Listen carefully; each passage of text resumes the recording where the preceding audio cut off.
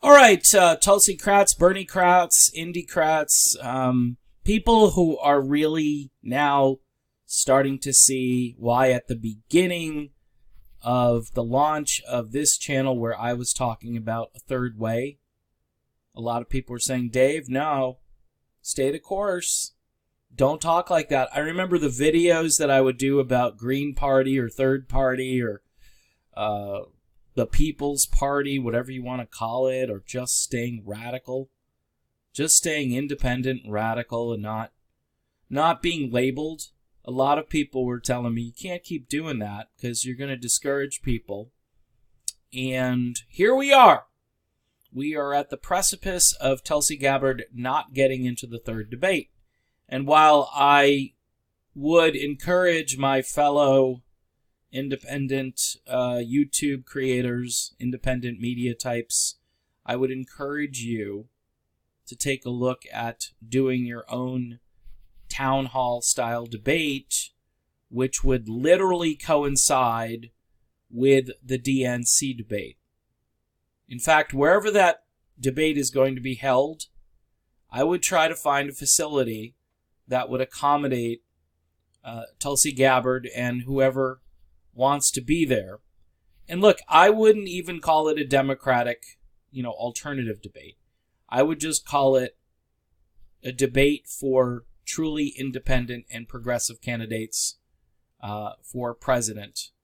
And if Greens or Libertarians or non-affiliated candidates want to show up for it, so be it. If it has to be something that is sort of Skyped in a little bit, I would say try it.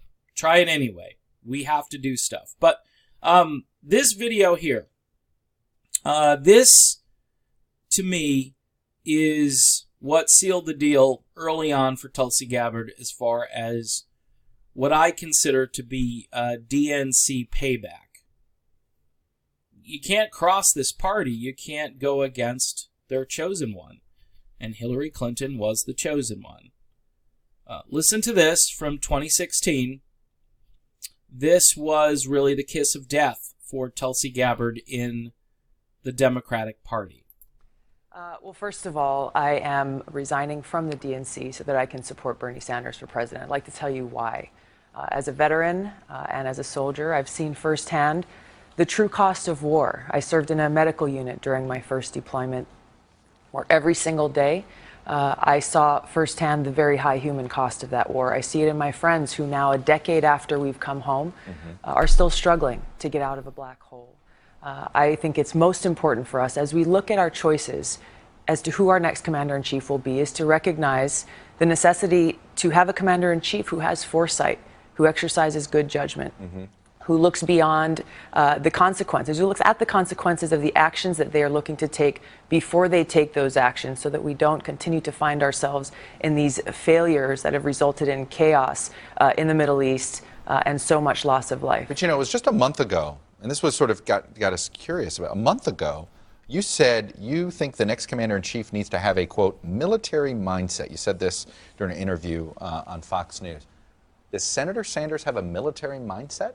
From what I've seen, from talking with him and from his record, he does. And what that military mindset means is you go through an analysis process as you're looking at potential courses of action that you're going to take and how and when we use our military power.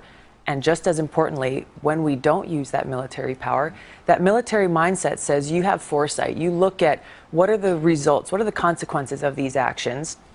How will other actors in the area react to those actions? What will we then do? And you continue down the line so you know exactly what you're potentially getting yourself into before you make that decision that ends up costing us lives. All right, so it's really clear that this maneuver here in 2016 pretty much destroyed Tulsi Gabbard's future when it came to running as a candidate for president in the Democratic Party. Was this, a useless exercise within the Democratic Party? I'm going to stop short of saying that it was a useless, pointless exercise. Because she ran and won as a Democrat in her home state. She was excited to be the chairperson in 2016. She was looked at as a rising star. You've got to look at all of her credentials. She already had an extensive military career. And she did really bring to the table an understanding of war and how many of us had grown tired of war, whether you're on the left or the right. The curve is like this. Donald Trump won partly because he promised to be diplomatic with people like Putin, and then they used it against Trump and said he was a Russian stooge, and they're doing the same thing with Tulsi Gabbard. Does anyone see a pattern? Does anyone not see this pattern? It's really remarkable that people in the news media, other than this crystal ball lady over at the Hill, who has got the mojo on this now and is doing actual reporting on it, nobody else wants to cover it. Everybody just wants to talk about how great Elizabeth Warren is. Let me be blunt here. The Democratic Party seems to want an old white woman, an unattractive old white woman to be president. They do not want a young, vibrant, attractive woman of color who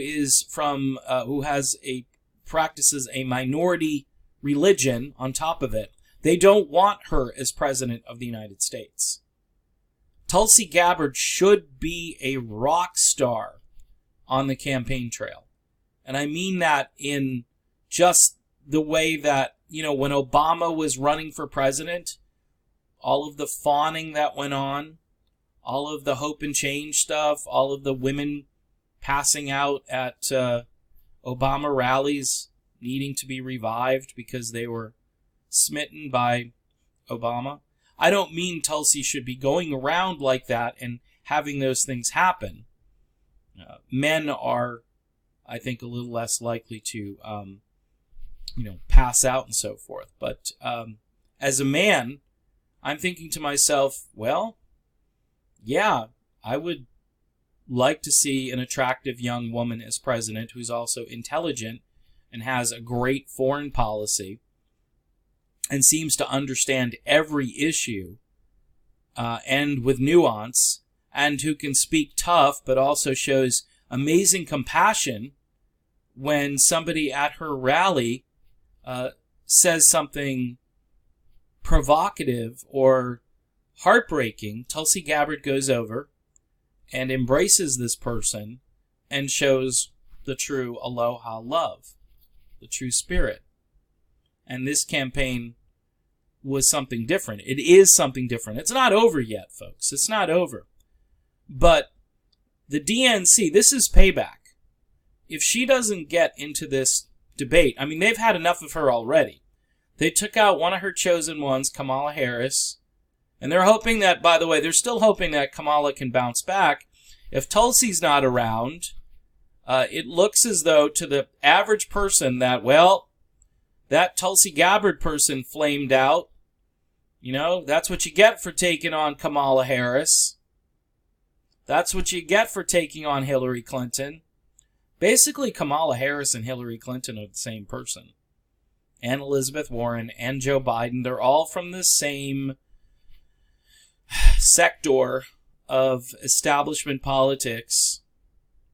And, when you have somebody who goes out there and tweets and says, hey, I wouldn't be playing footsies with Kim Jong-un or wouldn't be writing love letters to him or something. Sure, let's have more endless war. Let's do more damage to the globe. Let's be empire on steroids. Because right now, if you're not of the understanding that we are an empire and we're running around the world, roughshod, we're just doing what we want to do, and our foreign policy is based on some kind of odd Judeo-Christian, justified war doctrine or just war doctrine, I'm sorry. I'm a Christian. I don't even understand what that is. That is some weird man-made formulation twisting of blessed are the peacemakers. Jesus was called the Prince of Peace. Okay, so I don't even understand how religion is now being used in my name to justify some of the most horrific things that have ever happened to humanity. But this is how twisted and warped we are. And the DNC, they're in. Elizabeth Warren, if she is exalted to the point where she actually gets this nomination, she is a warmonger. She is for green bombs. That's the only difference. Yeah, I want to make the military greener. Well, good luck with that. I'm not sure how you're going to make a tank run on solar power. Good luck with that, Elizabeth Warren. That really makes me all warm and fuzzy on the inside. And you're still going to be doling out giant military contracts. I mean, didn't she vote for Trump's amazingly already bloated military budget? I mean, Trump ran on the fact that he was going to make the military bigger. I just thought he would do it to work on terrorism and then maybe go in a different direction, but that's not happened. He's just running this military economy the way Obama ran it, the way Bush ran it, the way Clinton ran it, and the way Bush Sr. ran it.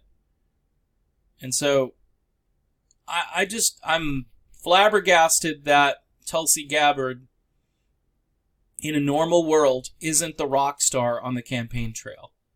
Young, dynamic, attractive, a whole future in politics ahead of her. Maybe not, though. She's got a primary challenger that they're really hyping up in Hawaii. I mean, don't cross us or we'll get you. That's the message of this. So, what is the solution? Let me go back to Twitter. Well, my Twitter feed has changed. But the solution is a different party. Or no party. That's the solution. And if we don't get out of this endless cycle of insanity and expecting the different result and beating our heads into the ground because we think, okay, people are going to be smart. I mean, even Tulsi Gabbard to some degree was a little naive on this because she shows up at a rally and she says, well, this is all people power and we're going to overcome because people are going to make the difference. Well, the problem is people have spoken 2-3% in polls. Saw one that was 5%. So the people are doing their job, Tulsi. They're doing their job. And by the way, if anyone doesn't think the polling on Tulsi Gabbard is just entirely skewed, even with the numbers that she would need to get into these debates, she should be at 5, 6, 7% support in my estimation. And she's not there. And that, to me, is an indication that the entire thing was called before it even began. Well, she's not going to get anywhere. She's on the fringe. We remember what she did to us in 2016. You don't think that Hillary Clinton still isn't in charge of this party? I mean, she may not be running, although, there are plenty of hints out there. I think her candidates of choice are Kamala Harris, Elizabeth Warren, and Joe Biden. Maybe not in that order, but I think Hillary and Kamala are very much alike. And I think Elizabeth Warren would fit the bill for Hillary Clinton. You can sound all progressive and then go back to being another establishment tool. So we have to go around this process, people. I hate doing this video, but it's kind of like an I told you so moment. And I didn't want to get here. I wanted to get to the point where, remember, I outlined this natural progression where if she's seen in this third debate, this trajectory is going to continue. And I'll tell you what, states like Iowa and New Hampshire are perfect for a Tulsi Gabbard insurgence. Okay? Now, you Bernie supporters, I have to address you briefly here. Your candidate has said nothing about Tulsi.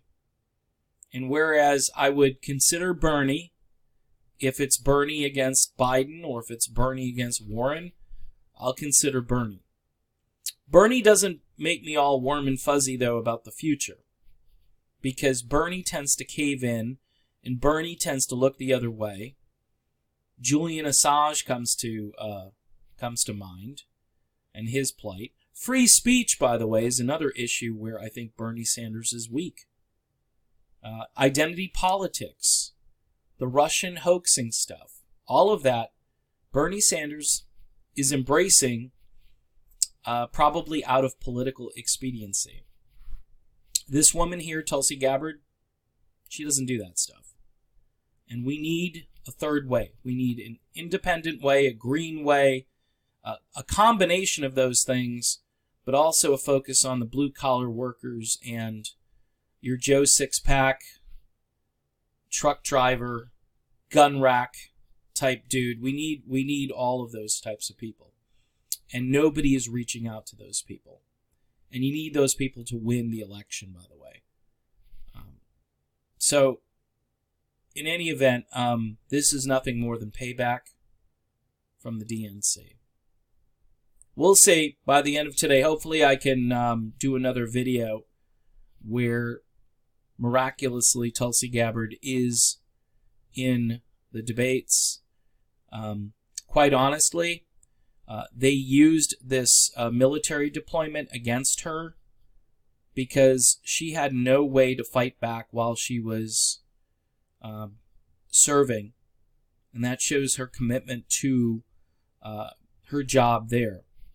Unfortunately, in politics, it doesn't win her any brownie points with anybody except her supporters who understand how much integrity she has, especially compared to some of these so-called top-tier candidates.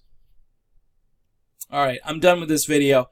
If you can support me over on Patreon, it's helpful. You can give like $3, $4, $5 a month, $1 or $2, whatever you can afford. Also, you can make a one-time contribution via PayPal. The email for that contribution is will be in the description box of this video. Also, if you could do me a favor and not send me messages on that email address, I've devoted it specifically for PayPal, and I'm getting a lot of critiques over there and so forth. And honestly, my schedule, I have to continue to make videos, and I have another channel and a few other things going on here in my local community that I'm involved in. So please, if you could, a one-time donation over there would be great. All right, I am done. I will talk to you all soon.